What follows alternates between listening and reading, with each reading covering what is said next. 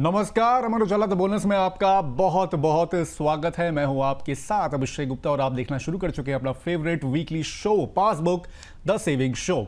देखिए, income tax return filing का season शुरू हो चुका है, लेकिन रिटर्न भरने से पहले कुछ जरूरी तैयारियां करना बेहद जरूरी है। AIS यानी कि annual information statement, form 26AS और फॉर्म 16 का मिलान, FD interest, mutual fund capital gains और अन्य आय की सही जानकारी देना आपको टैक्स नोटिस से यहां पर बचा सकता है। आज के शो में हम समझेंगे कि ITR भरने से पहले क्या तैयारियां करनी चाहिए, किन लोगों के लिए ITR भरना बेहद जरूरी है, डेडलाइन चूकने पर क्या नुकसान यहां पर हो सकता है और रिटर्न फाइलिंग को आसान यहां पर कैसे बनाया जा सकता है। इन सब चीजों पर हम लोग करेंगे चर्चा, लेकिन उससे पहले देख लेते हैं कि ऑन द शो में कौन कौन सी चीजें हैं जो कि हम लोग इनकॉर्पोरेट कर रहे हैं। तो सबसे पहले ITR फाइलिंग से पहले क्या करें तैयारी, इसको हम लोग समझेंगे। किन बातों का रखें ध्यान, इन सब बातों को इसमें हम लोग यहां पर समझेंगे। इसके बाद बात करेंगे AIS और फॉर्म 26AS कितने ज़रूरी है, क्या डिफरेंस होता है, इसको भी हम लोग यहाँ पर टटोलने की कोशिश करेंगे। फिर रिटर्न में किन आय को यहाँ पर शामिल ज़रूर करें, कौन कौन सी ऐसी इनकम्स हैं जिसको इंक्लूजन यहाँ पर इनकम टैक्स रिटर्न में बेहद ज़रूरी है, उसको भी समझा जाएगा। और साथ में जानेंगे किस आय के लिए कौन सा ITR फॉर्म यहाँ पर बेहद ज़रूरी है। इन सब बातों को भी हम लोग करेंगे और साथ में और भी कई सारी चर्चाएं होंगी। लेकिन उससे पहले यहाँ पर अजय की कहानी समझते हैं जिनको किसी लापरवाही की वजह से असल में इनकम टैक्स डिपार्टमेंट का नोटिस आ गया था। क्या है कहानी, चलिए फटाफट जानते हैं। यहाँ पर दिल्ली के रहने वाले अजय ने फॉर्म 16 के आधार पर ITR भर दिया। उन्होंने FD इंटरेस्ट और म्यूचुअल फंड स्विच ट्रांजैक्शंस को रिटर्न में शामिल नहीं किया। बाद में AIS में ये सभी जानकारियां दिखाई दी। रिटर्न प्रोसेसिंग के दौरान इनकम टैक्स डिपार्टमेंट ने मिसमैच पकड़ा और उनसे स्पष्टीकरण मांगा गया। उन्हें रिवाइज्ड रिटर्न दाखिल करना पड़ा। इस घटना ने उन्हें सिखाया कि सिर्फ फॉर्म 16 नहीं बल्कि AIS, form 26AS, bank interest, capital gains और अन्य फाइनेंशियल ट्रांजैक्शंस का मिलान भी जरूरी है। थोड़ी सी लापरवाही भविष्य में बड़ी परेशानी बन सकती है। तो वजह जैसे कई लोग यहाँ पर गलतियाँ कर बैठते हैं, गलतियों को कैसे सुधारा जाए, क्या चीज़ें की जा सकती हैं, इनको हम लोग आज समझेंगे। और इसमें हमारी मदद करेंगे tax and investment expert Balwant Jain sir, जो कि ITR filing, tax compliance, AIS, form 16 और टैक्स नोटिस से जुड़े महत्वपूर्ण यहाँ पर नियमों को बिल्कुल आसान भाषा में यहाँ पर आप लोग को समझाएंगे। सर, आपका बहुत बहुत स्वागत है आज के शो में। धन्यवाद सर। सबसे पहले तो जो अजय की कहानी है उससे क्या सीख लेनी चाहिए, जो उसने गलतियाँ की उसको कैसे सुधारा जा सकता है, सबसे पहले एक छोटी सी टिप्पणी इस पर हम लोग चाहेंगे आपकी। देखिए अभिषेक जी, ऐसा है कि जब पहले जमाने में जब ये इनकम टैक्स डिपार्टमेंट से AIS या 26AS वगैरह नहीं आता था, कंप्यूटराइजेशन नहीं हुआ था, तो लोग समझते थे इनकम टैक्स डिपार्टमेंट को कहाँ से मालूम पड़ेगा, और सिर्फ नॉर्मली अपना जो फॉर्म 16 है वो अपने टैक्स कंसल्टेंट, चार्टर्ड अकाउंटेंट को दे देते थे और वो ITR भर दिया जाता था। परंतु अभी जब जैसे रिपोर्टिंग रिक्वायरमेंट है, जैसे फाइनेंशियल ट्रांजैक्शंस की रिपोर्टिंग होती है, तो वो ऐसा कहा जा सकता है कि आज की तारीख में आपने खुद ने जो फाइनेंशियल ट्रांजैक्शंस किए हो और वो भूल गए हो, परंतु वो इनकम टैक्स डिपार्टमेंट को याद रहता है। मतलब आपसे ज़्यादा आपके बारे में, आपके फाइनेंशियल ट्रांजैक्शंस के बारे में इनकम टैक्स डिपार्टमेंट को ज़्यादा जानकारी है। इसके लिए सिर्फ फॉर्म 16 के भरोसे नहीं रहे, अपने जो AIS डाउनलोड करें और AIS में जो भी ट्रांजैक्शंस हैं और उसकी क्या इनकम टैक्स इम्प्लीकेशंस है उसको अपने ITR में इनकॉर्पोरेट करें। सो वैसे ITR फाइलिंग शुरू करने से पहले जो टैक्स पेयर्स को कौन कौन से ऐसे दस्तावेज हैं जिनको यहाँ पर ध्यान रखना चाहिए, और रिकॉर्ड तैयार रखने के लिए कौन कौन सी ऐसी चीज़ें ज़रूरत है दस्तावेजों के लिहाज से अगर समझा जाए तो उसको? देखिए ऐसा है कि अभी प्रेजेंट में आपको अपना जो ITR भरना है उसके लिए कोई भी डॉक्यूमेंट अपलोड नहीं करना पड़ता है, परंतु आपके पास आपकी जो जितने भी इनकम है उसकी सब डिटेल तैयार होनी चाहिए। मतलब आपका जैसे बैंक से सर्टिफिकेट, बैंक से इंटरेस्ट FD वगैरह हो तो सर्टिफिकेट है, म्यूचुअल फंड के जो कैपिटल गेन का स्टेटमेंट है, ब्रोकर से भी प्रॉफिट वगैरह का जो स्टेटमेंट है, जितने भी इनकम के स्टेटमेंट है वो स्टेटमेंट आपके पास में रेडी होने चाहिए जब आप अपना इनकम टैक्स रिटर्न प्रिपेयर करने बैठते हैं। तो तो कई सारे इम्प्लीकेशंस हैं यहाँ पर। जब आप फॉर्म देखें, यानी कि जब आप फाइल कर रहे होते तो ये सब चीज़ों को भी थोड़ा सा ध्यान देने की यहाँ पर बेहद ज़रूरत है। एक बार सरल भाषा में सर बता दीजिए कि कौन सा फॉर्म जो होता है वो किस टैक्स पेयर के लिए ज़रूरी है। इनकेस अगर रॉन्ग यहाँ पर अगर हमने ITR फॉर्म चुन लिया तो क्या इम्प्लीकेशंस हो सकते हैं उसके, क्या उसमें दुविधा हो सकती है आगे चल के? देखिए ऐसा है कि अभी बेसिकली इंडिविजुअल के लिए 4 ITR फॉर्म है, 1, 2, 3 और 4। मेजोरिटी जो लोग हैं वो ITR 1 भरते हैं। मतलब ITR 1 इंडिविजुअल भर सकता है जिनकी इनकम, टैक्सेबल इनकम 50 लाख से ज़्यादा नहीं है, जो रेसिडेंट है, जिनकी कैपिटल गेन इनकम नहीं है, बिजनेस इनकम नहीं है, फॉरेन की कोई इनकम नहीं है, अनलिस्टेड कंपनी के शेयर्स नहीं है, कोई कंपनी में डायरेक्टर नहीं है। तो ये लोग सब लोग जो है वो ITR 1 भर सकते हैं। जो ITR 1 नहीं भर सकते और जिनके बिजनेस इनकम नहीं है वो ITR 2 भर सकते हैं। ITR 4 जो टैक्स पेयर बिजनेस या प्रोफेशन में है और जो प्रिजम्पटिव स्कीम ऑफ टैक्सेशन है, जिसमें आपका जो रिसीट है उसका कुछ परसेंटेज आपका इनकम माना जाता है। अगर वो प्रिजम्पटिव स्कीम अगर आप टॉप्ट करते हैं और आपकी इनकम 50 लाख से ज़्यादा नहीं है तो आप ITR 4 भर सकते हैं, और बाकी बचे जो बिजनेस वाले हैं वो उनको ITR 3 भरना है। तो ये रिस्पेक्टिव ITR के लिए जो क्वालिफिकेशंस होती हैं या फिर जो रिक्वायरमेंट होती है, यहाँ पर आप अपनी सूटेबिलिटी के लिहाज से यहाँ पर ITR फॉर्म जो है वो यहाँ पर चुन सकते हैं। सर, एनुअल इन्फॉर्मेशन स्टेटमेंट है और फॉर्म 26AS है, इसको लेकर भी काफ़ी लोगों में कन्फ्यूजन होता है। अंतर क्या होता है सबसे पहले सर एक बार ये समझा दीजिए हमारे दर्शकों को, और साथ ही में इनकेस अगर रिटर्न फाइलिंग से पहले इनका मिलान जो है वो कितना ज़्यादा यहाँ पर ज़रूरी हो जाता है इनकेस जब इनकम टैक्स फाइलिंग यहाँ पर हम लोग कर रहे हैं तो? देखिए मिलान कितना इंपॉर्टेंट है वो तो मैंने पहले ही बता दिया कि उसमें आपके जितने सब फाइनेंशियल ट्रांजैक्शंस वगैरह है वो रिफ्लेक्ट होते हैं और उसकी जो इनकम टैक्स इम्प्लीकेशन है वो आपको अपने ITR में इनकॉर्पोरेट करनी पड़ेगी। पहले जो इनकम टैक्स डिपार्टमेंट आपको 26AS मुहैया कराता था, जिसमें आपकी टैक्स की और इनकम की डिटेल, रिफंड की डिटेल हुआ करती थी। अब कुछ फाइनेंशियल इंस्टीट्यूशंस हैं उनको कुछ डिटेल से फाइनेंशियल ट्रांजैक्शंस की वो इनकम टैक्स डिपार्टमेंट को फर्निश करनी पड़ती है। तो उसके बेसिस पे 2021 से एनुअल इंफॉर्मेशन स्टेटमेंट इंट्रोड्यूस हुआ। तो AIS में जो 26AS में जो इंफॉर्मेशन है वो सब इंफॉर्मेशन AIS में है। इसके अलावा आपके जैसे इन्वेस्टमेंट्स है, प्रॉपर्टी ट्रांजैक्शंस हैं, शेयर खरीदे हैं, वो सब के ट्रांजैक्शंस उसमें रिफ्लेक्ट हो सकते हैं। तो आप कह सकते हैं कि जो 26AS है वो AIS का सबसेट है। मतलब जो AIS 26AS छोटी चीज है जो अपने आप में AIS में इंक्लूडेड है। 26AS जो फॉर्म है यहाँ पर उसमें थोड़ी लिमिटेड जानकारियाँ होती हैं, यानी कि टैक्स वगैरह हो गए, ये सब चीज़ें उसमें होती हैं। लेकिन AIS फॉर्म में आपने जितने भी ट्रांजैक्शंस वगैरह किए होते हैं उसकी पूरी जानकारी यहाँ पर होती है। वो आपका म्यूचुअल फंड हो गया, FD वगैरह हो गया, इसके अलावा कई सारे जितने भी ट्रांजैक्शंस होते हैं वो पूरी जानकारी यहाँ पर AIS में यहाँ पर होती है। सर मैं सही समझ रहा हूँ इस चीज़ को?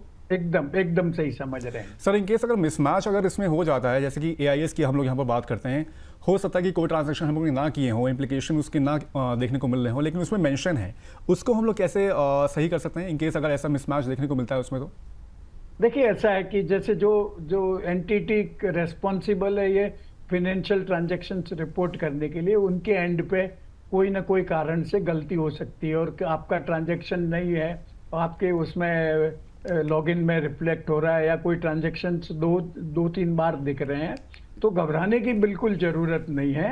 आप अपना इनकम टैक्स का लॉगिन करके AIS डाउनलोड करिए और उसमें अगर आपको कोई मिस्टेक दिख रही है, कोई अपेरेंटली मिसमैच है, मतलब आपका खुद का जो रिकॉर्ड के हिसाब से ट्रांजैक्शन है और जो आपको लगता है कि मेरा ट्रांजैक्शन नहीं है या कोई डबल आ गया है, तो आप वहीं ऑनलाइन ही उसको रेक्टिफिकेशन का सबमिशन कर सकते हैं। और जैसे ही आपने ऑनलाइन सबमिट कर दिया तो वो आपके लिए वो रिकॉर्ड अपडेट हो जाता है और फिर वो इनकम टैक्स डिपार्टमेंट ये जो जिसने इंफॉर्मेशन फर्निश करी थी उनको फॉरवर्ड करता है रिकन्फर्मेशन के लिए। मतलब आप ITR भरेंगे, ITR में आज की तारीख में बहुत सारे डेटा ऑटो पॉपुलेट होते हैं, तो एक बार अगर आपने AIS करेक्ट कर दिया है तो करेक्टेड डेटा आपके ITR में आएगा। तो जब आप ITR भरने बैठते हैं तो सबसे पहले आपको अपना AIS जरूर चेक कर लेना चाहिए। और AIS डायनामिक रहता है, मतलब वो चेंज होता रहता है। जैसे ही किसी पे एंटिटी ने कोई इंफॉर्मेशन सबमिट की और जब इनकम टैक्स डिपार्टमेंट उसको अपडेट करता है तो आपका एआईएस है वो चेंज हो जाता है। तो आपको एआईएस थोड़े थोड़े समय से एक्सेस कर लेना चाहिए, और जब आप रिटर्न भरते हैं उसके पहले भी कर देना चाहिए, और रिटर्न भरने के बाद में भी देख लीजिए कि कोई ऐसा ट्रांजैक्शन तो नहीं है जो पुराने एआईएस में नहीं था इसलिए आपके आईटीआर में नहीं आया, पर जो लेटेस्ट एआईएस अवेलेबल है उसमें है। सर एआईएस में जो आपने बताया कि मतलब उसमें आपको समय समय पर एक्सेस करके इन्फॉर्मेशन चेक कर लेनी चाहिए, कितनी फ्रीक्वेंटली ये चेंज होती रहती है उसमें इन्फॉर्मेशन? क्या ये तिमाही होता है या छमाही होता है या फिर हर दिन बेसिस पे जैसे जैसे कोई किसी ने ट्रांसैक्शन करना शुरू किया वैसे वैसे उसमें रिकॉर्ड आते रहते हैं? नहीं अभिषेक जी, ऐसा नहीं है, वो रिकॉर्ड ऐसे नहीं आते हैं। कुछ रिकॉर्ड है जैसे टीडीएस है, इनकम के रिकॉर्ड है, वो क्वार्टरली टीडीएस के बेसिस पे आते हैं, तो वो क्वार्टरली आते हैं। एक वो जो स्टेटमेंट ऑफ फाइनेंशियल ट्रांजैक्शन है, जो ब्रोकर वगैरह है, एफडी वगैरह की डिटेल वगैरह है, वो बैंक है, जो आपके क्रेडिट कार्ड के ट्रांजैक्शन हैं, कैश डिपॉजिट के ट्रांजैक्शन है, वो साल में एक बार सबमिट होता है। परंतु क्या होता है कि सब लोग जो एंटिटी है, जो फाइनेंशियल एंटिटीज है, वो एक साथ में सबमिट नहीं करती है। कोई वेल इन एडवांस कर देते हैं, कोई डेडलाइन पे भरती है, कोई डेडलाइन के बाद में भरती है, और सबमिट होने के बाद में वो ऑटोमेटिक अपडेट नहीं होता है आपका 26 एआईएस में। जब इनकम टैक्स डिपार्टमेंट वो डेटा को रन करता है, रन करने के बाद में आपके एआईएस में दिखता है। सर मिसमैच की जैसे हम लोग बात करते हैं, इनकेस अगर मिसमैच हुआ, हम लोगों ने उसमें इन्फॉर्मेशन डाली, करेक्ट किया, वो गया आईटीआर के पास, क्या उसके बाद भी दोबारा कुछ वो मना कर सकते हैं कि नहीं ये जो आपने इन्फॉर्मेशन दी है वो गलत है? क्या उसके साथ हम लोग को कुछ प्रूफ अटैच करने पड़ेंगे जो हम लोग मिसमैच की इन्फॉर्मेशन वहाँ पर सही करने के लिए उसमें डाल रहे हैं? तो नहीं, कोई प्रूफ वगैरह अटैच नहीं करना है, परंतु अगर आपने जो ट्रांजैक्शन किया उसका कॉरेस्पॉन्डिंग ट्रांजैक्शन दूसरी पार्टी के उसमें रिकॉर्ड में होना चाहिए, तो उसमें मेरे हिसाब से मिसमैच होने का कोई चांस नहीं है। और अगर आपको कोई पर्टिकुलर एंटिटी का दिखता है कि उनका मिसमैच, आप उनको डायरेक्टली अप्रोच भी कर सकते हैं कि आपने इनकम टैक्स डिपार्टमेंट को यह डेटा गलत फर्निश किया है तो इसको करेक्ट करके फर्निश कर दीजिए। ठीक है, तो ये एआईएस को लेके यहाँ पर मोस्टली मोटी मोटी इन्फॉर्मेशन मिल गई। इनकेस अगर करेक्शन भी करवाना है तो आप ऐसे कर सकते हैं। ऑब्वियस बात है कि आईटीआर जो होगा, डिपार्टमेंट होगा, वो यहाँ पर आपको रिवर्ट करेगा और विद प्रूफ की भी यहाँ पर ज़रूरत नहीं है, तो इसको लेकर आप थोड़ा सा निश्चिंत रहें और आगे प्रोसीडिंग्स आप कर सकते हैं। सर दूसरी बात यह है कि फॉर्म 16 और फॉर्म 16A की जांच करते समय किन बातों का सबसे ज़्यादा यहाँ पर ध्यान रखने की यहाँ पर ज़रूरत है, क्या लगता है आपको? देखिए अभी तो क्या है, ऑटोमेटिकली जनरेट होता है 16 और 16A, तो पैन नंबर वगैरह, असेसमेंट ईयर वगैरह की गलती होने का तो चांस नहीं है। परंतु अगर आप पहली बार कोई इंस्टीट्यूशन से डील कर रहे हो और फॉर्म 16 आया तो अपना पैन नंबर जरूर चेक कर ले, हो सकता है पैन नंबर में गलती हुआ हो। जहाँ तक सवाल फॉर्म नंबर 16 का है, तो वो आपके एम्प्लॉयर जो सैलरीड लोग हैं उनको एम्प्लॉयर के द्वारा ये उनकी सैलरी की डिटेल वगैरह वो फॉर्म 16 में दी जाती है, तो उसमें जो बेसिक सैलरी की डिटेल है वो चेक कर लीजिए। इसके अलावा आप कुछ एग्जम्पशन वगैरह क्लेम करते हैं, डिडक्शन वगैरह क्लेम करते हैं, स्पेसिफिकली जैसे अगर आपने ओल्ड टैक्स रिजिम ऑप्ट किया है, आपका एचआरए का डिडक्शन है, एलटीए का डिडक्शन है, अगर आपने टाइम पे डॉक्यूमेंट अगर सबमिट नहीं किया है तो आपका एम्प्लॉयर है वो उसको कंसीडर नहीं करेगा और वो एलटीए या एचआरए को टैक्सेबल बता देगा। परंतु अगर आपने एक्चुअली रेंट पेमेंट किया है या अगर ट्रैवल किया है तो आपको वो डिडक्शन मिलना चाहिए। तो अगर आप सिर्फ फॉर्म 16 दे देंगे अपने कंसल्टेंट को तो वो गलती हो जाएगी, उसमें वो क्लेम नहीं हो पाएगा। इसके लिए आपका जो फॉर्म 16 है उसको बारीकी से चेक करिए और आपके हिसाब से उसमें कौन कौन सा डिडक्शन एम्प्लॉयर के द्वारा दिया जाना चाहिए था और कौन सा नहीं दिया है। अभी एम्प्लॉयर वैसे एंटरटेन नहीं करेगा आपकी रिक्वेस्ट उसको चेंज करने का अगर आपने डॉक्यूमेंट डेडलाइन के बाद में सबमिट किया है, परंतु आप अपना आईटीआर फाइल करते समय जो एचआरए या एलटीए का जो डिडक्शन है, एग्जम्पशन है, वो क्लेम कर सकते हैं। सर कुछ और कॉमन मिस्टेक्स हैं पैन के अलावा? इन केस अगर पैन नंबर गलत हो गया, नाम में कुछ गड़बड़ी अगर आ गई और सैलरी में कुछ इन केस अगर फिगर्स कुछ गलत हो गए, उसके अलावा कोई और कॉमन मिस्टेक्स देखते हैं आपने जो नॉर्मली लोग कर बैठते हैं यहाँ पर? एक तो वैसे नॉर्मली गलती तो 16 नंबर 16A में तो नहीं आती है, परंतु जो फॉर्म के सिलेक्शन में कई बार गलती कर देते हैं। मतलब जैसे आपको आपकी इनकम फ्रॉम अदर सोर्सेज है, आपको कुछ एक्सपेंसेस क्लेम करना है, तो आप ITR 1 नहीं फाइल कर सकते, आपको ITR 2 फाइल करना पड़ेगा। पर नॉर्मली आजकल सब चीज ऑटोमेट हो गई है, तो गलती होने का बहुत कम चांस है। गलती ये हो सकती है कि आप अपना इनकम वगैरह रिपोर्ट करना भूल गए हो। ठीक है, तो इन सब बातों को थोड़ा सा यहाँ पर ध्यान रखें। कॉमन मिस्टेक जो सर ने बताई है उसको भी थोड़ा सा अवॉइड करने की यहाँ पर कोशिश करें। ITR फाइल करते वक्त थोड़ी सी जानकारी यहाँ पर कॉशियसली देखें, उसके बाद ही फॉर्म को यहाँ पर भरें। सर, कई सारे लोग होते हैं जो सोचते हैं कि FD पर जो टैक्स डिडक्टेड एट सोर्स है वो कट गया है, तो इसलिए उसे रिटर्न में दिखाने की ज़रूरत नहीं है। सर, क्या लगता है कि सेविंग्स अकाउंट इंटरेस्ट पर मिलने वाली जो छूट है, वो जो टैक्स रूल्स हैं, वो क्या यहाँ पर है?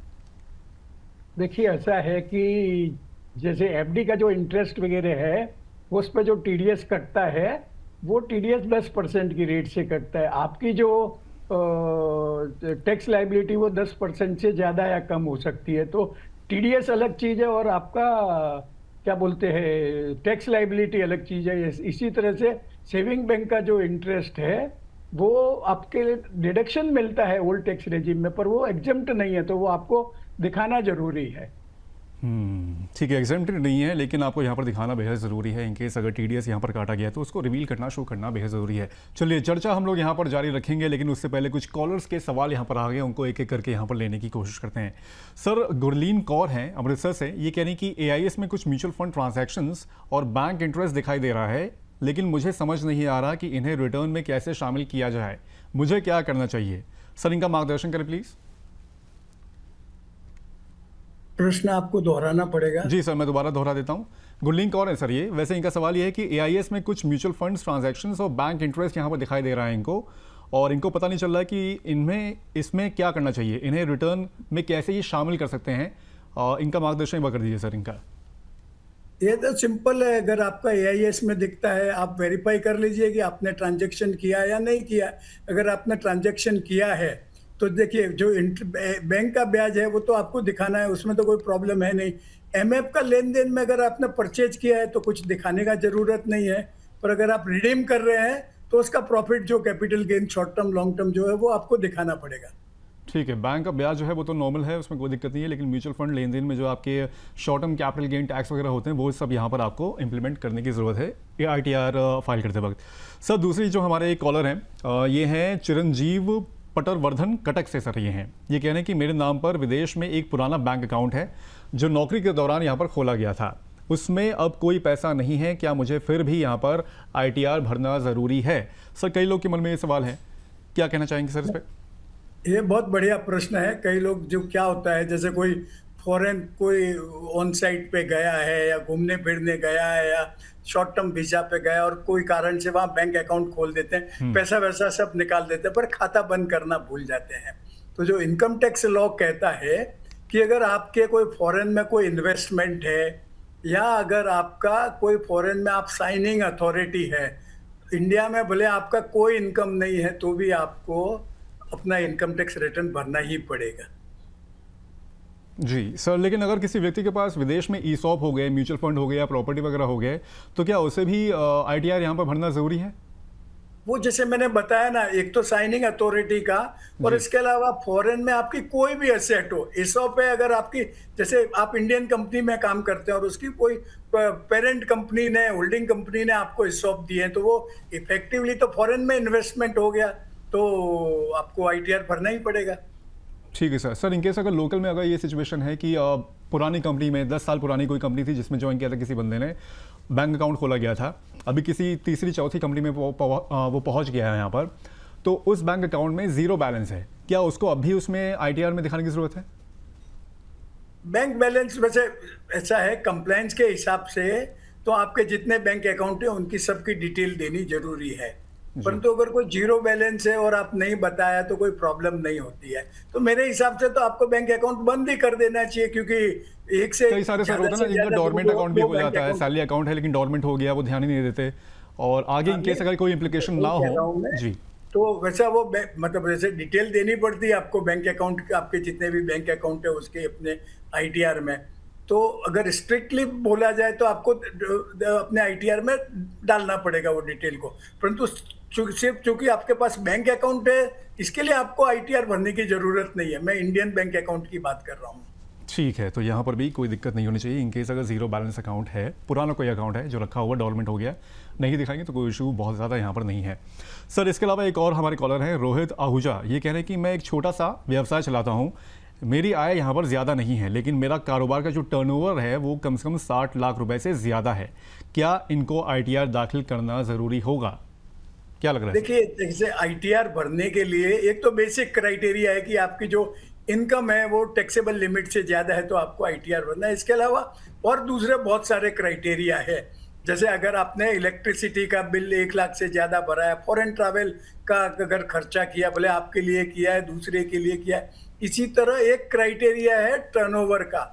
भले आपको लॉस हो गया हो, परंतु अगर आप बिजनेस में है और आपका टर्नओवर 60 लाख से ज्यादा है, या अगर प्रोफेशनल है और आपका ग्रॉस रिसीट 10 लाख से ज्यादा है, तो भले ही आपका इनकम कितना भी हो, भले टैक्सेबल लिमिट से हो, कम हो, फिर भी आपको अपना आईटीआर भरना पड़ेगा। इसी तरह अगर आपके टीडीएस कटा है, टीडीएस या टीसीएस, और वो 25,000 से ज्यादा है, तो आपकी कितने भी इनकम हो आपको आईटीआर भरना पड़ेगा। परंतु जो सीनियर सिटीजन है उनके केस में जो सीमा है वो 50,000 की है, 25,000 की जगह। आय कम हो या ज़्यादा हो, आईटीआर में यहाँ पर दाखिल करने की ज़रूरत है। रोहित आहूजा जी, इस यहाँ पर जो सलाह सर की ओर से दी गई है इसको आप इम्प्लीमेंट कर सकते हैं। चलिए अब चलते हैं अपनी सहयोगी अंजलि सिंह के पास, जो आपको बताएंगी कि आईटीआर भरते हुए आपको क्या करना चाहिए और क्या नहीं करना चाहिए। चलिए, ओवर टू यू अंजलि।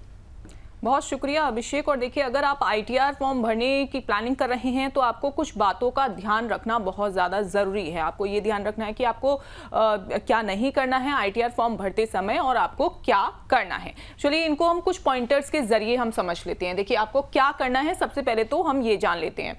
तय समय से पहले आपको रिटर्न भरना है, यानी कि जब आप फॉर्म भरें तो आपको ये देखना है कि आपका जो डेडलाइन है वो क्रॉस ना हो, यानी कि डेडलाइन से पहले आपको फॉर्म भरना है। इसके अलावा सही आईटीआर फॉर्म भी आपको चुनना है, कहीं आप गलत ना चुन ले। सही आईटीआर फॉर्म भी चुनना बहुत ज़्यादा ज़रूरी है। अब इसके अलावा देखिए, सभी आय का विवरण भी आपको देना जरूरी है। आपके कहीं से भी जो भी इनकम सोर्सेज हैं ये आपको बताना जरूरी है। रिटर्न भरने के बाद वेरीफाई जरूर करें। जब आप रिटर्न भरें उस दौरान आपको क्रॉस चेक करना, वेरिफिकेशन करना बहुत ज्यादा जरूरी है कि आप सही तरीके से जो आईटीआर है वो भर रहे हैं। इसके अलावा फॉर्म 26 AS और AIs की जांच भी करना बहुत ज्यादा जरूरी है।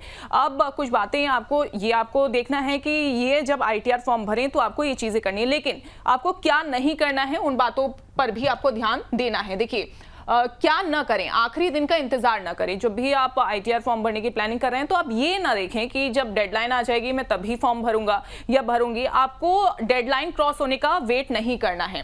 आय छुपाने की कोशिश ना करें। जैसा कि हमने देखा कि हमने बताया कि आपको जो भी आय के सोर्सेज हैं वो आपको बताने होंगे। आप ऐसा ना कोशिश करें कि आपको नहीं बताना है।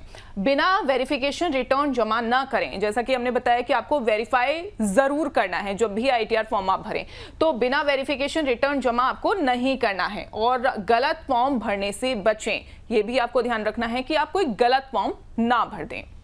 चलिए Anjali, thank you so much आपने इन तमाम जानकारी के लिए। यहाँ पर आपने सही बताया कि मतलब क्या करना चाहिए क्या नहीं करना चाहिए, बहुत तरीके से यहाँ सारी बातों को रखा है। लेकिन सर, क्या लगता है कि जो जानकारी यहाँ पर अंजलि ने दी है, कोई पॉइंट आपको लग रहा है कि कोई मिस आउट यहाँ पर हो गया आपके एंड से? उसमें एक थोड़ा एलाबोरेट करने की जरूरत है। अंजलि ने बोला कि जो आप आईटीआर भरते हैं और उसको वेरीफाई करें, वो उनके कहने का मतलब ऐसा था कि आप बराबर से चेक करें कि भाई डिटेल वगैरह बराबर है कि नहीं। यहाँ वेरिफिकेशन का मतलब वो नहीं है। यहाँ वेरिफिकेशन का मतलब है कि आपको साइन करना है। आप फिजिकली तो साइन कर नहीं सकते, तो आपका ओटीपी के जरिए जो साइन करते हैं, मतलब जो ऑथेंटिकेशन होता है कि भैया रिटर्न मेरा ही है, आपका आधार बेस्ड ओटीपी है। बहुत सारे दूसरे आपके डीमेट अकाउंट के जरिए भी ओटीपी आते हैं, बहुत सारे जो, पर आधार कार्ड वाला जो है वो ज़्यादा फेमस है, तो और पॉपुलर और ज़्यादा यूज होता है, तो उसको वेरिफिकेशन बोलते हैं। और अगर आप उससे उस तरीके से नहीं करते हैं तो अब जो फॉर्म 5 आता है उसको साइन करके आपको सीपीसी बेंगलोर भरना पड़ेगा। इसको वेरिफिकेशन कहते हैं, मतलब जो सही मतलब वेरिफिकेशन का आईटीआर के कॉन्टेक्स्ट में है। चलिए, वेरिफिकेशन की भी यहाँ पर एक तरह से परिभाषा जो होती है यहाँ पर सर ने बिल्कुल सही मायनों में उसके बारे में यहाँ पर बता दिया है। इसको भी आप समझ के आगे चल के कर सकते हैं इम्प्लीमेंट। चलिए वापस आते हैं अपने मुद्दे पे। सर, अगर जैसे कि हम लोगों ने म्यूचुअल फंड की भी बात कर रहे थे, लेकिन अगर किसी निवेशक ने एक ही फंड हाउस की एक स्कीम से दूसरी स्कीम में स्विच किया है, तो क्या उसे कैपिटल गेन यहाँ पर माना जाएगा कि नहीं माना जाएगा उसको? देखिए, ऐसा है अभिषेक जी की आपने एक स्कीम से दूसरी स्कीम में डाल दिया पैसा, तो पुरानी स्कीम में प्रॉफिट या लॉस तो हो ही गया, दूसरी स्कीम में वापस वो फ्रेश इन्वेस्टमेंट माना जाता है। परंतु क्या होता है कि चूंकि यह बैंक में रिफ्लेक्ट नहीं होता है, तो टैक्स पेयर उसको इनकॉर्पोरेट करना भूल जाते हैं। इसीलिए मैं कहता हूँ कि आप AIS जरूर वेरीफाई करें, AIS से चेक करें, क्योंकि ये डेटा AIS में जरूर आएगा आपका रिडिम्पशन का, मतलब ये रिडिम्पशन ही माना जाता है, स्विच भी करते हैं तो उस पर जो प्रॉफिट वगैरह है वो आपको इनकॉर्पोरेट करना पड़ेगा। ठीक है, स्विच भी करेंगे तो फिर कैपिटल गेन वहाँ पर माना जाएगा। लेकिन जो म्यूचुअल फंड और शेयरों की जो कैपिटल गेन्स वगैरह होते हैं, उसकी सही जानकारी कहाँ से जुटाई जा सकती है और उसको रिपोर्ट सही तरीके से कैसे किया जा सकता है यहाँ पर? देखिए, ऐसा है कि म्यूचुअल फंड के जो प्रॉफिट वगैरह कैपिटल गेन की डिटेल है वो आप म्यूचुअल फंड जो या रजिस्ट्रार है वहाँ पे आप अप्लाई कर सकते हैं। मतलब आप ऑनलाइन एप्लीकेशन करो, 10-15 मिनट में आपके ईमेल अकाउंट में वो आ जाती है। ऐसी तरह से जो शेयर्स में जो प्रॉफिट वगैरह हुआ है उसके भी डिटेल आप ब्रोकर से मंगवा सकते हैं, और ये डिटेल जनरली ऑनलाइन अवेलेबल है। सर, शेयर्स को लेकर मैं थोड़ा समझना चाहूँगा, क्योंकि उसमें कई सारे होते हैं जो ट्रेडर्स होते हैं, दिन में रोज़ाना शेयर खरीदते और बेचते रहते हैं। उसमें कई सारे रोज़ाना ही एक कह लीजिए स्ट्रीमलाइन जो होती है वो बनती जल्दी आती है कि यहाँ पर तुरंत उसने खरीदा, तुरंत बेचा, प्रॉफिट में खरीदा, लॉस में खरीदा। उसको सिंक्रोनाइज कैसे किया जा सकता है यहाँ पर ITR के लिहाज से? देखिए, ऐसा है कि जो शेयर्स के ट्रांजैक्शन है वो दो कैटेगरी में डिवाइड किए जा सकते हैं। एक इन्वेस्टमेंट कैटेगरी है, एक ट्रेडिंग कैटेगरी है, बिजनेस कैटेगरी है। तो जैसे आपने सुबह लिया, शाम को बेचा, बरोबर है, तो वो तो आपका स्पेकुलेटिव प्रॉफिट माना जाता है, क्योंकि उसमें आपने डिलीवरी नहीं लिया है, तो वो बिजनेस इनकम में जाएगा और आपकी रेगुलर रेट से टैक्स होगा। परंतु अगर आपने लिया है और बाद में बेचते हैं तो वो कैपिटल गेन कैटेगरी में जाएगा। तो ये जो आपका जो ब्रोकर से जो स्टेटमेंट आता है ना, उसमें आपका जो ट्रेडिंग का डिटेल, आपका कैपिटल गेन का डिटेल, वो सब डिटेल अवेलेबल होता है। मतलब आपको ज़्यादा मेहनत करने की ज़रूरत नहीं। और अगर आप अपने बुक्स ऑफ अकाउंट्स मेंटेन करते हैं तो आप भी डिटेल निकाल के क्रॉस चेक कर सकते हैं कि ब्रोकर से आई हुई डिटेल बराबर है या नहीं है। मतलब ऐसा नहीं कि आप बिजनेस करते हैं तो ही आपको बुक्स ऑफ अकाउंट्स मेंटेन करनी चाहिए। अगर आप इंडिविजुअल भी और इन्वेस्टमेंट वगैरह करते हैं तो आपके इंटरेस्ट में है कि आप अपनी बुक्स ऑफ अकाउंट्स वगैरह मेंटेन करें। ठीक है, तो यहाँ पर म्यूचुअल फंड और शेयर्स को लेकर भी थोड़ी सी क्लैरिटी मिलती हुई कि कैपिटल गेन जैसे आप दिखाएंगे उसमें ITR में यहाँ पर दिखाना जरूरी है, और कैसे इन्फॉर्मेशन कलेक्ट कर सकते हैं उसका भी जरिया सर ने यहाँ पर सिंपल तरीकों से, सिंपल शब्दों से यहाँ पर बता दिया है। सर, अगर किसी बच्चे के नाम पर अगर फिक्स डिपॉजिट है, म्यूचुअल फंड है या दूसरे कोई निवेश हैं, तो ऐसी कौन सी सिचुएशन हो सकती है यहाँ पर जो इनकम है वो माता पिता की इनकम में जोड़ी जा सकती है इसको कैसे सर इलैबोरेट करेंगे? देखिए Abhishek ji, income tax act में क्लबिंग के प्रोविजन, जिसमें बहुत सर्कमस्टेंसेज है जिसमें एक की इनकम दूसरे के हाथ में टैक्सेबल बनती है। इसी तरह से जो माइनर बच्चे हैं उनकी अगर जो कोई पैसिव इनकम होती है, इन्वेस्टमेंट इनकम वगैरह है, तो वो पेरेंट्स की हाथ में ऐड होगी। मतलब जो दो पेरेंट्स में से जिसकी इनकम ज़्यादा है उसके हाथ में टैक्सेबल होगी, और वो फिर एक बार किसी के हाथ में क्लब होनी शुरू हुई तो वहीं पे क्लब होती रहेगी। अगर सिंगल पेरेंट है तो प्रॉब्लम है नहीं, तो सिंगल पेरेंट के पास जाएगी। अगर डाइवोर्स हो गया है तो उस बच्चे को जो मेंटेन कर रहा है उस पेरेंट के हाथ में इनकम टैक्सेबल होगी। और वो तब तक, मतलब जब मैंने बताया आपको कि अगर दोनों पेरेंट्स की इनकम ऊपर नीचे हो गई तो भी पहली बार जिसमें ऐड हुई है उसमें ही ऐड होती रहेगी। और जो सर माता पिता में से जिसकी भी इनकम ज़्यादा होगी उसको यहाँ पर टैक्सेबल एक तरह से उसमें इंक्लूजन किया जाएगा, राइट? उसमें इंक्लूड होगा। परंतु जो एक्टिव इनकम है अभिषेक जी, जैसे कोई चाइल्ड आर्टिस्ट है, वो पे कोई पैसा वैसा उसको मिलता है, तो वो क्लब नहीं होगी, वो उसके बच्चे को ITR भरना पड़ेगा और बच्चे के हाथ में टैक्सेबल होगी। सर इससे ध्यान रखिए कि जी कंप्लीट कर लीजिए आप। जो पैसिव इनकम है जैसे आपके म्यूचुअल फंड का इन्वेस्टमेंट किया है, प्रॉपर्टी है, उसका रेंट आता है, तो उसमें बच्चे का कुछ कंट्रीब्यूशन नहीं है ना, तो वो इनकम क्लब होती। परंतु जो बच्चा अपनी स्किल से या मेहनत से जो पैसा कमाता है वो उसके हाथ में टैक्सेबल होता है। सर इससे ध्यान आया कि इनकेस अगर कई सारे बच्चों के आजकल यूट्यूब चैनल्स भी चल रहे हैं, क्या वो भी इसमें क्लब होगी कि नहीं हो सकती वो, क्योंकि वो उसकी मेरे नहीं, वो ख्याल क्लब से वो खुद की इनकम क्योंकि है। वो एक्टिव इनकम है ना, बच्चा जी, जी, मेहनत जी। करता है वो जी। यूट्यूब में वीडियो वगैरह अपलोड करने के लिए। जी जी ठीक है, तो यानी कि वो क्लब नहीं होगी यहाँ पर। ये चीज़ भी थोड़ी सी यहाँ पर आप क्लियर करें कि इनकेस अगर बच्चे की पैसिव इनकम खुद की चल रही है तो वो यहाँ पे इंक्लूड नहीं होगी, लेकिन अगर दूसरी उसके नाम पे प्रॉपर्टी है जो कि रेंट पे चल रही है तो फिर वो वहाँ पर पेरेंट्स के इनकम में, यहाँ पर टैक्स में, स्लैब में यहाँ पर इंक्लूड होगी। चलिए सर, वैसे कई व्यवसाय जो होते हैं उनको महंगे इंसेंटिव ट्रिप्स मिलते हैं, महंगे गिफ्ट्स मिलते हैं और दूसरे बेनिफिट्स भी मिलते हैं, जैसे कि वो कारोबार कर रहे हैं, मान लीजिए टर्न मतलब मान लीजिए कि कंपनी के टारगेट्स उन्होंने पूरे कर दिए। सीमेंट की कंपनी को चला रहा है, सीमेंट बेच रहा है, यहाँ पर उसने टारगेट्स पूरे कर लिए, उसको यहाँ पर कंपनी ने खुश होके म्यूजिक सिस्टम दे दिया, टीवी वगैरह दे दिया, ऐसे गिफ्ट्स हो गए, इंसेंटिव ट्रिप्स हो गए, बेनिफिट्स दूसरे मिल गए उसको। क्या इन पर भी सर टैक्स लगता है और इन्हें रिटर्न में कैसे दिखाया जाना चाहिए यहाँ पर? देखिए, ऐसा है कि ये जो इंसेंटिव वगैरह या फॉरेन ट्रिप वगैरह है वो आपके बुक्स ऑफ अकाउंट्स में तो रिफ्लेक्ट नहीं होती है, क्योंकि वो बैंक के थ्रू रूट नहीं होती है, पर वो इफेक्टिवली गिफ्ट है। मतलब परंतु अगर आप बिजनेस करते हैं तो आपकी बिजनेस इनकम मानी जाएगी। अगर आप बिजनेस नहीं करते हैं, आपको या मुझे कोई अगर गिफ्ट देगा और अगर साल में 50,000 से ज्यादा अगर एग्रीगेट है तो वो मेरे हाथ में टैक्सेबल होगी। इसी तरह से जो बिजनेस वाले हैं उनको जो बिजनेस के कारण जो भी इंसेंटिव वगैरह या कोई भी फ्री गिफ्ट वगैरह मिलती है तो वो उसकी बिजनेस इनकम गिनी जाएगी और प्रॉफिट एंड लॉस अकाउंट में ऐड करनी पड़ेगी। तो मतलब ये भी सर यहाँ पर दिखाना ज़रूरी हो जाएगा। तो जितने भी बिजनेस कर रहे हैं उनको गिफ्ट्स वगैरह जो मिल रहे हैं उसको भी थोड़ा सा ध्यान रखिए, यहाँ पर दिखाना गिफ्ट्स को भी बेहद ज़रूरी है।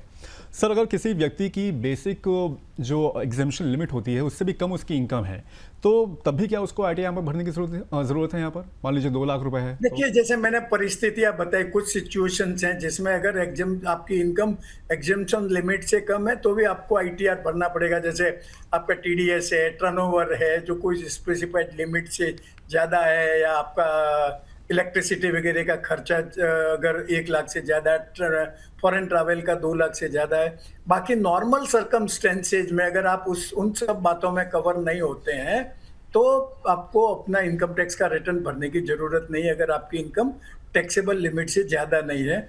परंतु मेरा सुझाव रहेगा कि अगर आपकी बेसिक एग्जेम्पशन से भी कम इनकम है परंतु नॉर्मली इनकम टैक्सेबल रहती है तो अपना ITR भरना चाहिए, जिससे इनकम टैक्स के डिपार्टमेंट में आपका रिकॉर्ड और ट्रैक है वो बना रहेगा। और कल को आपको कोई भी इंक्वायरी आए तो आप जवाब बता सकते हैं कि भाई मेरी ऐसे ऐसे इनकम हुई है और इस प्रकार से मेरे इन्वेस्टमेंट हुए हैं। सो उसके कुछ और भी फायदे होते हैं इनकेस अगर आगे चल के देखा जाए जिनको एग्जेम्पशन लिमिट है, उनकी बेसिक मतलब बहुत कम सैलरी है, टैक्सेबल नहीं है, फिर भी भर रहे हैं, तो उसके कुछ और भी फायदे उनको मिलते हैं? देखिए, अभी ऐसा है कि जैसे आप होम लोन वगैरह लेने जाएंगे तो आपकी इनकम का आप कैसे बताएंगे, तो वो सबसे बढ़िया जरिया है आपका इनकम टैक्स का रिटर्न का। इस तरह बहुत सारी जो फॉरेन की कंट्रीज है वो वीसा इश्यू करने के पहले आपको आपका इनकम का प्रूफ, इनकम टैक्स वगैरह का प्रूफ देती है। तो अगर आपका इनकम टैक्स रिटर्न भरा हुआ है तो वो कन्वीनियंट हो जाता है आप। ठीक है, तो फिर ITR भरिए आप, भले ही आपकी जो इनकम है वो टैक्सेबल नहीं है, कई सारे फायदे उसके भी होते हैं जैसे कि सर यहाँ पर बता रहे हैं और हम लोगों ने स्क्रीन पे भी यहाँ पर अभी डिस्प्ले किया था। चलिए चर्चा जारी करेंगे, लेकिन इससे पहले यहाँ पर कुछ और कॉलर्स हैं, उनके भी सवाल यहाँ पर लेने की कोशिश करते हैं। सर फरीदाबाद से प्रेमलता राय हैं, ये कह रहे हैं कि मैंने पिछले साल एक प्रॉपर्टी बेची थी और नया घर खरीदने की वो प्लानिंग कर रहे हैं, लेकिन अभी तक घर खरीदा नहीं है। कैपिटल गेन्स टैक्स बचाने के लिए इनको क्या करना चाहिए? सर क्या सुझाव रहेगा यहाँ पर? देखिए, अगर ये रेसिडेंशियल प्रॉपर्टी है तो इनके हाथ में 2 ऑप्शन है। मेरे को लगता है रेसिडेंशियल प्रॉपर्टी होगी जी। वो दूसरा रेसिडेंशियल प्रॉपर्टी खरीदे 2 साल के भीतर या 3 साल के भीतर अंडर कंस्ट्रक्शन प्रॉपर्टी बुक कर सकते। वो अंडर कंस्ट्रक्शन प्रॉपर्टी का कंस्ट्रक्शन कंप्लीट हो जावे। दूसरा ऑप्शन है, आप जो कैपिटल गेन बॉन्ड्स हैं उसमें 50 लाख रुपए तक का निवेश कर सकते हैं। वो 6 महीने के भीतर करना पड़ता है। परंतु अगर आपको प्रॉपर्टी खरीदनी है और आप अपना इनकम टैक्स की जो रिटर्न फाइल करने की ड्यू डेट है तब तक अगर आप वो जितना पैसा कैपिटल गेन यूज करना है वो नहीं कर पाते हैं तो वो पैसे को आपको कैपिटल गेन अकाउंट स्कीम है उसमें जमा कराना पड़ेगा और उसमें से वो पैसा यूज करके आपको वो प्रॉपर्टी एक्वायर करनी पड़ेगी और वो भी विद इन 3 इयर्स में आपको करना पड़ेगा। अगर आप 3 साल में वो पैसा यूज नहीं करते हैं तो फिर जब 3 साल पूरे होते हैं तो उस साल में आपकी टैक्सेबल इनकम में ऐड हो जाएगा। ठीक है, 2 से 3 साल यहाँ पर बताया है सर ने कि इनकेस अगर आपका नहीं खरीदी है प्रॉपर्टी, लेकिन 3 साल के बाद अगर आप खरीदते हैं तो फिर शायद थोड़ी सी दिक्कत हो सकती है, लेकिन कोशिश करिए कि 2 से 3 साल के पहले यहाँ पर आप प्रॉपर्टी खरीद लें। बाकी कैपिटल गेन बॉन्ड सर ने बोला है कि 6 महीने के भीतर आप उसमें निवेश कर सकते हैं। सर ये पूरी फ्रेम जो है वो सही बताइए मैंने कि इसमें कुछ चेंजेस आपको लग रहा है? नहीं, बराबर बताया है। वो जो 2 साल 3 साल का मैं बताता हूँ आपको कि आप रेसिडेंशियल प्रॉपर्टी बेचते हैं तो अगर आपने बेचने के 1 साल के भीतर भी अगर कोई रेसिडेंशियल प्रॉपर्टी खरीदी है तो भी आप एग्जम्पशन क्लेम कर सकते हैं। आप ready to move in house में खरीद रहे हैं तो वो 2 साल का टाइम है। अंडर कंस्ट्रक्शन के लिए जा रहे हैं तो वो 3 साल का टाइम है। जिस पीरियड के अंदर आपका कंस्ट्रक्शन कंप्लीट हो जाना चाहिए और आपके हाथ में पोजेशन आ जाना चाहिए प्रॉपर्टी का। सर इन केस अगर कमर्शियल प्रॉपर्टी इनकी अगर होती तो? कमर्शियल प्रॉपर्टी होती तो रेसिडेंशियल प्रॉपर्टी में आपको सिर्फ कैपिटल गेन इन्वेस्ट करना पड़ता है। कमर्शियल प्रॉपर्टी के केस में आपको अगर रेसिडेंशियल हाउस खरीदना है तो जो पैसा आया है वो पैसा इन्वेस्ट करना पड़ेगा। और दूसरी और कंडीशन है कि आप जब ये बेचते हैं कमर्शियल प्रॉपर्टी उस दिन आपके पास में एक रेसिडेंशियल हाउस से ज़्यादा रेसिडेंशियल हाउस नहीं होने चाहिए। पर जहाँ तक बॉन्ड का सवाल है, बॉन्ड में आपको रेसिडेंशियल हो या कमर्शियल हो आपको इन्वेस्टमेंट सिर्फ कैपिटल गेन का ही करना है। ठीक है, तो फिर काफ़ी क्लैरिटी इसको भी मिलती हुई यहाँ पर सर ने दे दी है। सर एक और कॉलर है हमारे भोपाल से अवधेश सिंह हैं। ये कह रहे हैं कि मेरी यूट्यूब से कमाई हो रही है, मुझे कौन सा ITR फॉर्म चुनना होगा? कई सारे लोग होते हैं फ्रीलांस काम करते हैं, यूट्यूब से कमाई कर रहे होते हैं, लेकिन फॉर्म कौन सा इनको चुनना चाहिए ITR का? इस पर थोड़ी सी टिप्पणी कर दीजिए। ऐसा है कि अगर ये ऐसा पार्ट टाइम जैसा काम कर रहे हैं तो आप ITR और 50 लाख से ज़्यादा इनकम नहीं है तो ITR 1 भी भर सकते हैं। यूट्यूब की कमाई को पूरा का पूरा इनकम फ्रॉम अदर सोर्सेज में बता सकते हैं। नहीं तो आपको ITR 3 भरना चाहिए। अगर आप उसको बिजनेस बता सकते हैं और उसके सामने खर्चे भी क्लेम कर सकते हैं। अगर आप स्पेसिफाइड प्रोफेशनल हैं जो जैसे चार्टर्ड अकाउंटेंट है, इंजीनियर है, डॉक्टर है, लॉयर है और आप अगर अपना यूट्यूब का चैनल चलाते हैं तो आप प्रेजेंटिव स्कीम में भी जा सकते हैं 44 ADA में। तो उस स्थिति में आप ITR फॉर्म 4 भर सकते हैं। चलिए, सारे फॉर्म्स यहाँ पर बता दिए गए हैं, किन यूट्यूबर्स को कौन से फॉर्म भरने हैं यहाँ पर उसकी क्लैरिटी मिलती हुई दिखती है। वाराणसी से सर एक है हमारे कॉलर अरुण तिवारी। ये कह रहे हैं कि मुझे पिछले साल कंपनी से परफॉर्मेंस बोनस मिला था और उस पर टैक्स भी कटा था, क्या बोनस इनकम को अलग से रिटर्न में दिखाना ज़रूरी है? नहीं, ये परफॉर्मेंस बोनस है। वैसे कहूँगा कि आपका एम्प्लॉयर से जो भी पैसा आपको मिलता है एज ए रिवॉर्ड या पीरियडिकल सैलरी वगैरह वो सब सैलरी माना जाता है और वो सैलरी के हेड में ही टैक्सेबल होगा। तो वो परफॉर्मेंस बोनस हो या जैसे ज्वाइनिंग बोनस हो, कुछ भी हो, वो आपकी सैलरी का पार्ट है और आपकी सैलरी में ही ऐड होगा। आपका जो फॉर्म 16 आएगा उसमें आपका ये जो परफॉर्मेंस बोनस है वो ऐड होके आएगा और टैक्स उस हिसाब से ही कटा होगा आपका स्लैब रेट से। तो इनकम में तो बताना ही पड़ेगा, इनकम ही आपकी। अरुण तिवारी जी इस चीज़ को भी थोड़ा सा ध्यान रखें क्योंकि इनकम है, ऑब्वियस बात है, तो फिर दिखाना तो पड़ेगा। खैर यहाँ पर चलिए वापस आते हैं अपने मेन टॉपिक्स पे। सर क्या सेविंग अकाउंट में जो 50 लाख रुपए हैं इन केस अगर और करंट अकाउंट में 1 करोड़ रुपए से ज़्यादा अगर जमा होने पर ITR यहाँ पर भरना ज़रूरी होता है कि नहीं ज़रूरी होता है? हाँ, जैसे वो मैं सिचुएशंस बता रहा था उसमें ये एक सिचुएशन भी है कि अगर आप अपने सेविंग अकाउंट में 50 लाख या करंट अकाउंट में 1 करोड़ से ज़्यादा भरते हैं, मतलब ये एक से ज़्यादा सेविंग अकाउंट और एक से ज़्यादा करंट अकाउंट को एप्लीकेबल होगा। और ये जो डिपॉजिट है वो सिर्फ कैश डिपॉजिट की बात नहीं है, आपका किसी भी प्रकार का डिपॉजिट होगा, चेक भी डाला है आपने क्लियरिंग से या तो ऑनलाइन कोई ट्रांसफ़र हुआ है, अगर इतनी रिसीट से ज़्यादा है तो आपकी इनकम कुछ भी हो अपना ITR भरना ही पड़ेगा। इनकम कुछ भी हो, ITR यहाँ पर भरना है, ये ध्यान रखें सभी हमारे दर्शक। सर चलिए बात कर लेते हैं थोड़ी सी डेडलाइन की। कई सारे लोग होते हैं जो कि डेडलाइन के बाद यहाँ पर ITR भरते हैं। अभी ऑब्वियस सी बात है कि 31 जुलाई इसकी डेडलाइन बनी हुई है। चूक गए तो क्या सर सिर्फ लेट फीस ही यहाँ पर लगती है या फिर रिफंड, लॉस कैरी फॉरवर्ड और इंटरेस्ट बेनिफिट भी यहाँ पर प्रभावित हो जाते हैं उससे?